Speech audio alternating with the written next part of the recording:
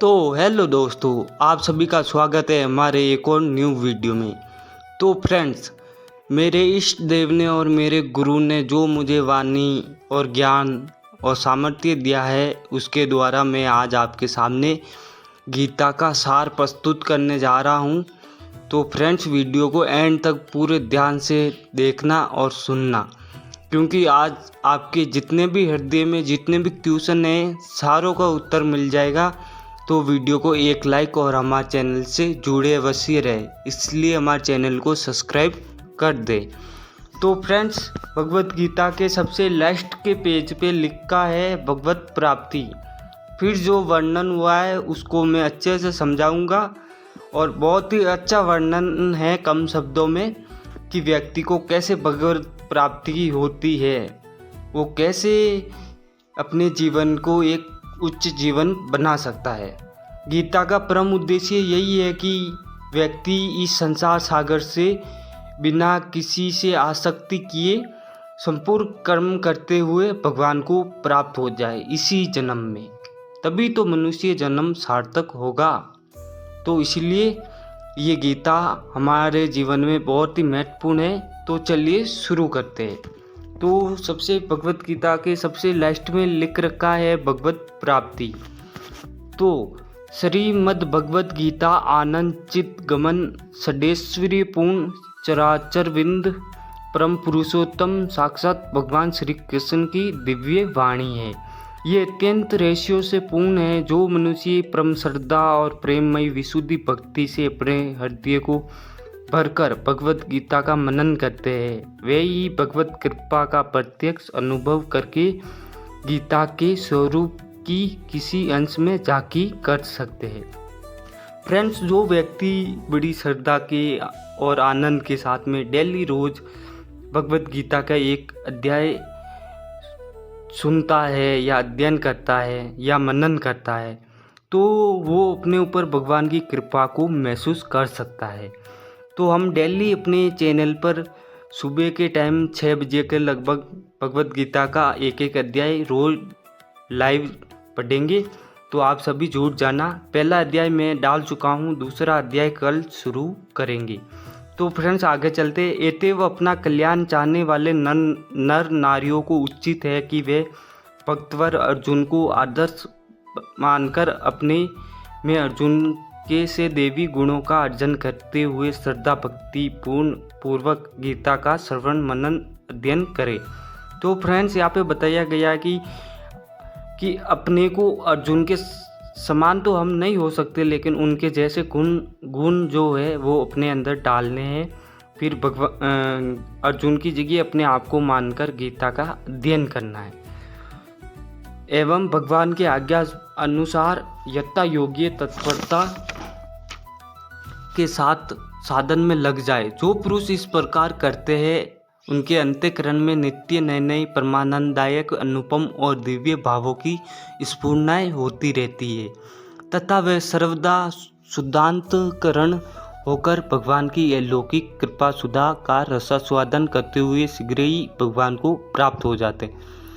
Friends, जो अच्छे गुण अपने अंदर रखते हैं, भगवान की कथा लीला को सुनते हैं, भगवत गीता का डेली पाठ करते हैं, वो अपने ऊपर भगवान की कृपा को महसूस करते हैं और उनके हृदय में अनेक सारी परम आनंददायक अनुपम दिव्य भावों की स्फुरणाएं होती रहती है, जिससे व्यक्ति के चेहरे पर एक अलग प्रकार की रौनक रहती है और वो हमेशा खुश रहता है। तो फ्रेंड्स, आगे हम चर्चा करते हैं। गृहस्थ आश्रम में रहता हुआ भी मनुष्य त्याग के द्वारा परमात्मा को प्राप्त कर सकता है। परमात्मा को प्राप्त करने के लिए त्याग ही मुख्य साधन है। एतेव 7 श्रेणियों में विभक्त करके त्याग के लक्षण संक्षेप में बताए जाते हैं। तो दोस्तों, गृहस्थ जीवन में रहता हुआ व्यक्ति, जो भी गृहस्थ में रहते हैं, वो आसानी से भगवत प्राप्ति कर सकते हैं। बस उनको इन नियमों का पालन करना होगा, जो कि मैं बता रहा हूँ। तो पहला नियम है निषिद्ध कर्मों का सर्वथा त्याग। फ्रेंड्स, जो निषिद्ध कर्म है, जो शास्त्रों के अनुरूप नहीं है, जैसे चोरी, व्यभिचार, झूठ, कपट, छल, जबरदस्ती, हिंसा, अभक्ष्य भोजन, मांस और प्रमाद आदि शास्त्र विरुद्ध नीच कर्मों का मन, वाणी और शरीर से किसी प्रकार भी न करना। तो समझ गए फ्रेंड, इन कर्मों का त्याग करना चाहिए। काम्य कर्मों का त्याग। अब दूसरा पॉइंट है काम्य कर्मों का त्याग। जैसे स्त्री, पुत्र और धन आदि प्रिय वस्तुओं की प्राप्ति के उद्देश्य एवं रोग संकट आदि की निवृत्ति के उद्देश्य से किए जाने वाले यज्ञ, दान, तप, उपासना आदि सकामों कर्मों को अपने स्वार्थ के लिए ना करें। देखिए फ्रेंड्स, स्त्री, पुरुष, धन आदि प्रिय जो वस्तुएं होती है और हमारे शरीर में जो भी रोग आते हैं उनके उद्देश्य से कोई भी यज्ञ, दान, तप कुछ भी ऐसा नहीं करना चाहिए। जो भी आता है, रोग आता है, कुछ भी कष्ट आता है जीवन में, तो भगवान की कृपा समझ के उसको सहना चाहिए। और ऐसे यज्ञ, तप, दान ये सब परहित के लिए करना चाहिए, अपने खुद के निजी स्वार्थ के लिए नहीं करना चाहिए। तो तीसरे पॉइंट की बात करते हैं। तीसरा पॉइंट है तृष्णा का सर्वथा त्याग। जैसे तृष्णा है हमारी मन की जो इच्छाएं होती है, मान, बढ़ाई, प्रतिष्ठा, स्त्री, पुरुष, पुत्र, धन आदि जो कुछ भी है नित्य पदार्थ प्रारब्ध के अनुसार प्राप्त हो, उनके बढ़ने की इच्छा को भगवत प्राप्ति में बाधक समझकर उसका त्याग करना चाहिए। फ्रेंड्स, हमें मान, बढ़ाई, प्रतिष्ठा, स्त्री, पुत्र, धन आदि ये सब प्रारब्ध के अनुसार मिल जाता है। तो इसको बढ़ाने में या इसके घट जाने पर मन में किसी प्रकार का दुख या सुख नहीं होना चाहिए। व्यक्ति को समभाव से रहना चाहिए। दुख आए तो भी दुखी ना हो, सुख आए तो फूल लेना सुख में, और भगवान की कृपा को महसूस करता रहे। तो ऐसे इस मार्ग पे चला जाता है। तो चौथे पॉइंट की बात करते हैं स्वार्थ के लिए किसी दूसरों से सेवा कराने का त्याग। तो फ्रेंड्स, अपने खुद के स्वार्थ के लिए दूसरों से सेवा नहीं करानी चाहिए। अपने सुख के लिए किसी से भी धन आदि पदार्थों की अथवा सेवा कराने की याचना एवं बिना याचना के दिए हुए पदार्थों को या की हुई सेवा को स्वीकार करना तथा किसी प्रकार भी किसी से अपना स्वार्थ सिद्ध करने की मन में इच्छा रखना आदि जो स्वार्थ के लिए दूसरों से सेवा करने के भाव है, उन सबको त्याग कर दे। देखिए फ्रेंड्स, जो हमारे मन में ऐसे भाव आते हैं कि हम किसी से सेवा कराए, हमारी ऐसी मान प्रतिष्ठा हो, सब हमारे ऐसे सेवा करे, हम बड़ी गाड़ी में चले, ऐसा मतलब अंदर से भाव को त्याग कर दे, क्योंकि ये त्याग का मार्ग है। त्याग से ही शांति आती है, शांति से भगवान का मनन होता है, मनन करने से प्रभु का हृदय में प्रकाश होता है। तो पांचवें पॉइंट की बात करते हैं संपूर्ण कर्तव्य कर्मों में आलस्य और फल की इच्छा का त्याग। देखिए फ्रेंड्स, जो हमारे कर्तव्य है, जैसे किसान है, मजदूर है, या जो भी IAS है, IPS है, प्रधानमंत्री है, जो भी है, अपने कर्तव्य कर्मों में आलस्य ना करे और उसके बदले में फल की इच्छा ना करे। क्योंकि जब हम शुभ कर्म करेंगे, अपने कर्मों को भगवान की पूजा समझकर करेंगे, तो उनसे हमें जो भी प्राप्त हो जाए वही काफ़ी है। जो धर्मपूर्वक धन जो भी प्राप्त हो जाए हमारे लिए वही काफ़ी है। हमें वो फल की इच्छा का त्याग करना है। तो फ्रेंड्स, समझ गए। छठा पॉइंट की बात करते हैं ईश्वर भक्ति में आलस्य का त्याग। देखिए फ्रेंड्स, आलस्य सबसे बड़ी बाधा है। कभी भी भगवत पूजा पाठ में आलस्य नहीं करना चाहिए। ये हमारे नित्य कर्म है, इनको हमें अपना नित्य कर्म समझ के दिनचर्या, अच्छी सी दिनचर्या बनाकर उसको नित्य पालन करना चाहिए। अपने जीवन का परम कर्तव्य मानकर परम दयालु, सबके सुहृद, परम प्रेमी, अंतर्यामी परमेश्वर के गुण, प्रभाव और प्रेम की रहस्यमयी कथा का श्रवण, मनन, पठन पाठन करना तथा आलस्य रहित होकर उनके परम पुनीत नाम का उत्साह पूर्वक ध्यान सहित निरंतर जप करना चाहिए। तो सातवें पॉइंट की बात करते हैं ईश्वर भक्ति में कामना का त्याग।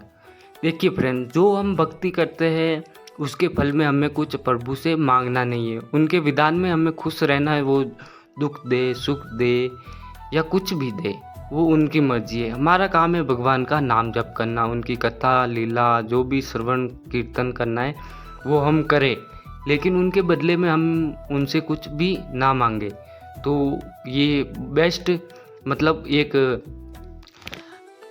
भगवान का प्रिय भक्त के ये लक्षण है और ये लक्षण हमारे अंदर भी होने चाहिए। तो 8वें पॉइंट की बात करते हैं, देवताओं के पूजन में आलस्य और कामना का त्याग। देखिए फ्रेंड्स, शास्त्र मर्यादा को अथवा लोक मर्यादा से पूजने योग्य देवताओं को पूजन करने का नियत समय पर उनका पूजन करने के लिए भगवान की आज्ञा का पालन करना परम कर्तव्य है। ऐसा समझकर उत्साहपूर्वक विधि सहित उनका पूजन एवं उनसे किसी प्रकार की कामना नहीं करना। देखिए फ्रेंड्स, हमारे भारत देश में अनेक देवी देवता है, तो भगवान ने उनकी पूजा करने की आज्ञा दी है। तो हमें उनकी आज्ञा अनुसार जैसे भी जिस देवता की जो भी आता है, देवता का पूजन दिवस जो भी आता है उस पर उनकी पूजा अवश्य करनी चाहिए और हमें उनसे कोई भी कामना नहीं करनी चाहिए। तो फ्रेंड्स, अगर कामना करनी भी है तो ऐसी कामना कीजिए कि हे देवता, मुझे अपने इष्ट के चरणों में भक्ति दीजिए, उनके सानिध्य का अनुभव दीजिए, ऐसा मांगना चाहिए। बाकी कोई भी कामना नहीं करनी चाहिए, क्योंकि जो भी प्राप्त होना वो प्रारब्ध के अनुसार मिल जाता है। तो 90 पॉइंट की बात करते हैं, माता पिता आदि गुरुजनों की सेवा में आलस्य और कामना का त्याग।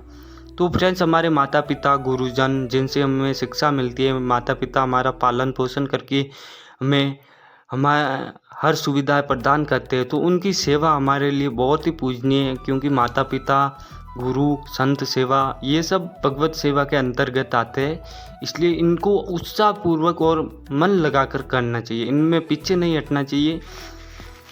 तो 10वें पॉइंट की बात करते हैं, यज्ञ, दान, तप आदि शुभ कर्मों में आलस्य और कामना का त्याग। देखिए फ्रेंड्स, आज का टाइम कलयुग चल रहा है, इसमें यज्ञ भी नहीं हो सकता, कठोर तपस्या भी नहीं हो सकती, क्योंकि आज के टाइम में सब कुछ अशुद्ध होता जा रहा है। भोजन अशुद्ध और सब कुछ अशुद्ध होता जा रहा है।